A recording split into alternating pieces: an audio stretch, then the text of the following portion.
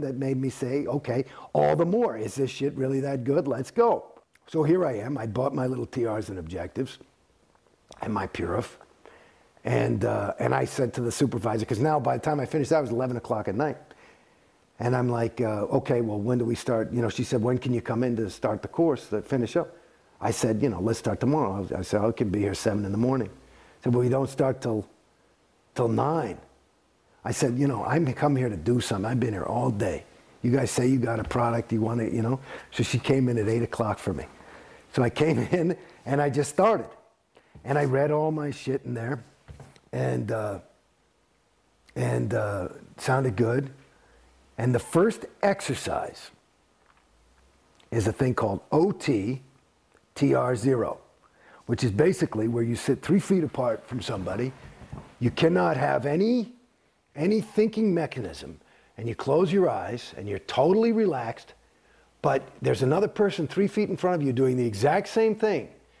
And the exercise is to be in communication with that person and your environment, but fully, the key word is confronting, which is, he defines as facing without flinching. So without thinking anything, like if I'm doing it with you, I'm thinking, okay, Mark, he's got that beard and he's probably hiding by, then I'm flunking, because I'm thinking, instead of just being there, without any thinking.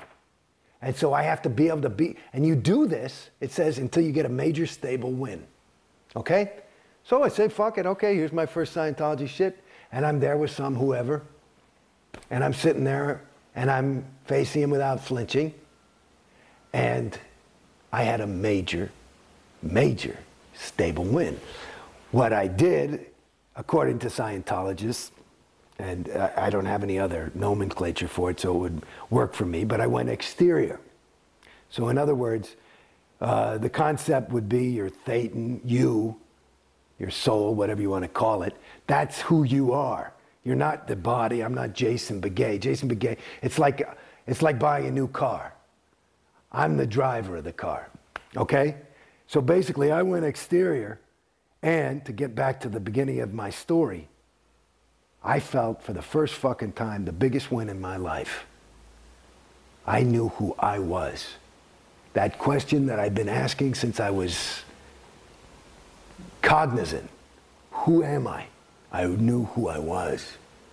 And this was huge for me. I said, wow. And this is not even that fucking auditing stuff they talk about. This is just some fucking, you know, some thing. Yeah. And I said, shit, that's awesome. So I was blown out of my socks, happy. Like, I was like, oh, so that's who I am. You know, because I knew I wasn't this thing, because I sometimes would have this personality. Sometimes I was a phony. Sometimes I was, you know, you never know if you're real or not, you know? But then there's those moments when, so it's like, who are you? You know, and I could see, I could create effects on people and stuff. This is all this growing up. I mean, it was really interesting. Why would this person like me? You know, I knew why I liked them, but why did they like me? Well, you said back in class that you didn't trust yourself. Why didn't you trust yourself? I didn't know who I was.